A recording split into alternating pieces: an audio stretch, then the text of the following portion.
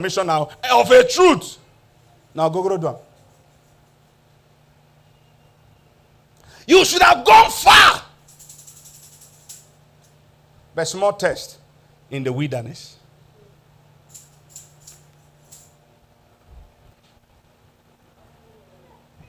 I know I'm preaching good. What do you do? What do you say? What kept them to the point that God almost killed them was murmuring. Some of us are murmuring in wilderness. Is terrible. You murmured against God, murmur against the pastor, murmur against pastor's wife, murmur against usher, even children. You're murmuring. Children, look at your head. See your head. No, say one place. Mosquitoes. You see mosquitoes. Idiot mosquitoes. Yes. You have become so used to talking, complaining. Your pepper body, they do you. Anybody around you, they can't.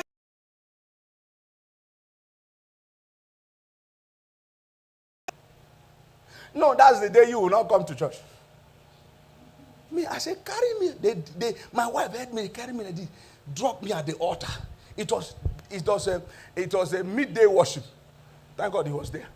It was midday worship. They dropped me there. I was there after 5 minutes. Like, I vibrate.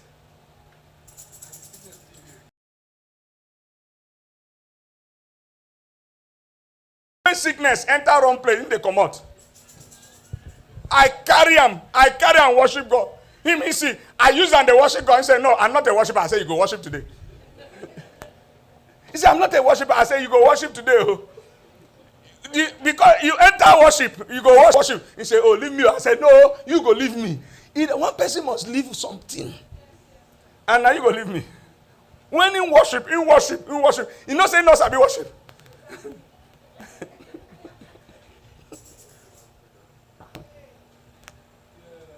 Are you still in church? Let my people go, that they may worship me in the wilderness. I don't have money. Worship season. I don't have car. That is the wilderness. Worship. What can you do when there's nothing?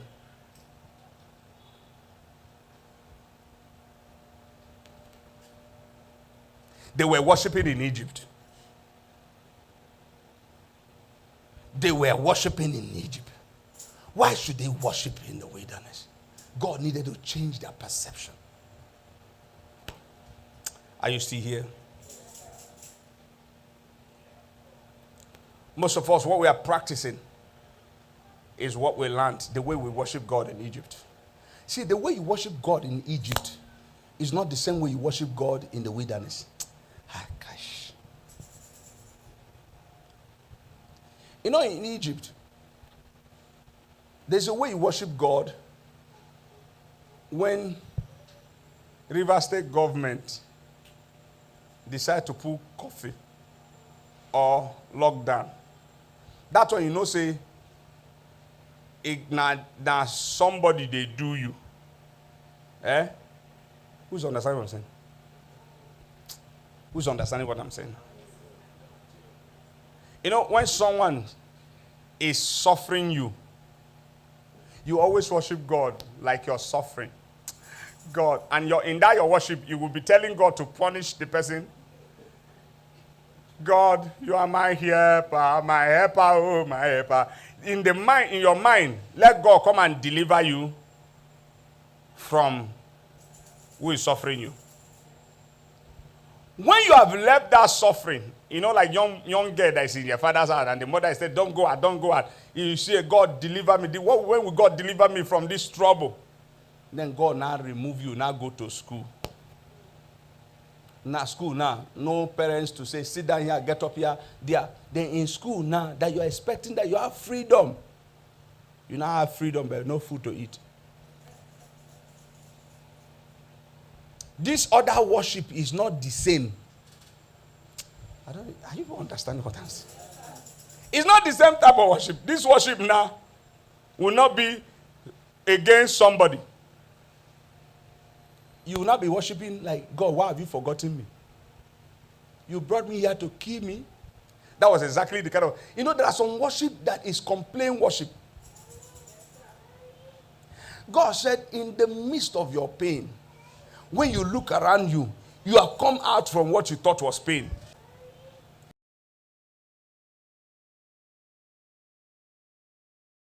You have come out from what you thought was pain.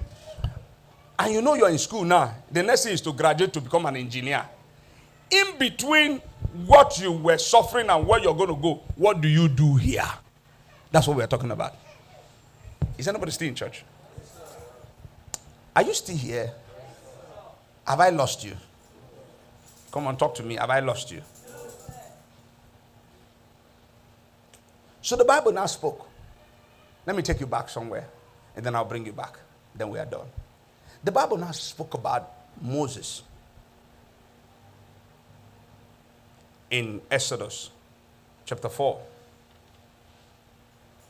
verse 2. Remember where we read, Moses was now before Pharaoh. Is that true? Moses was before Pharaoh, and then God told him what to do.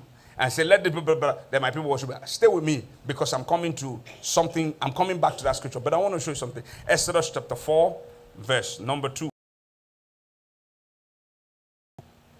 Chapter 4, verse number 2. Today, media decided that the scripture will not come up.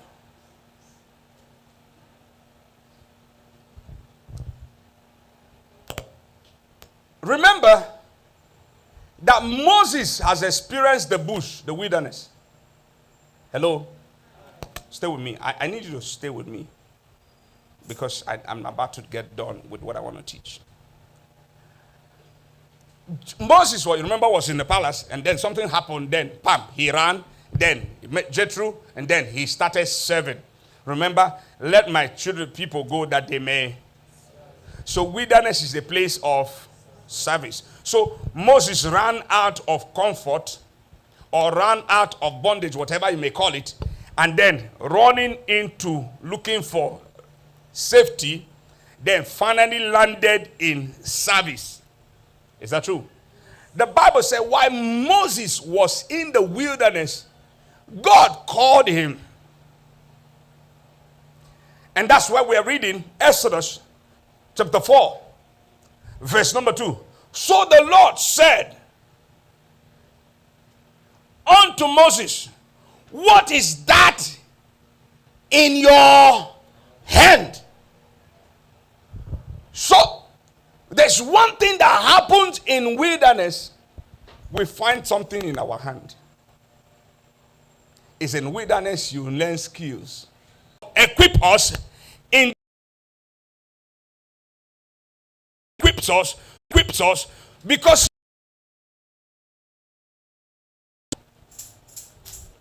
as Barry Vance now, how did he start designing?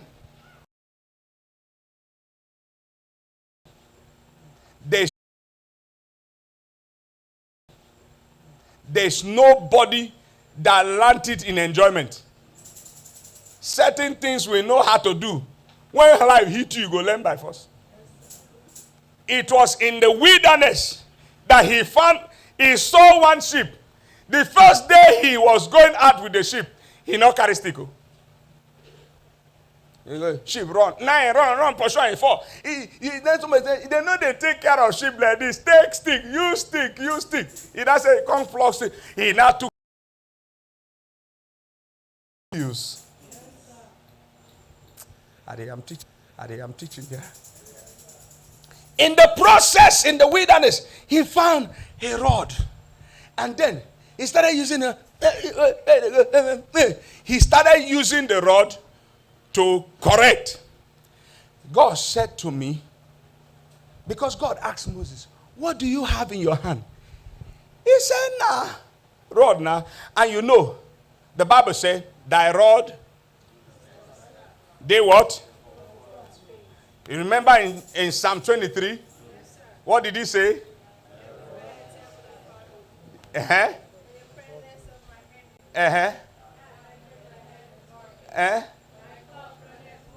No, you have left it. Read from the beginning. The Lord is my shepherd. Mm. Mm. Mm. Mm. Mm. Mm. Mm. Mm-hmm.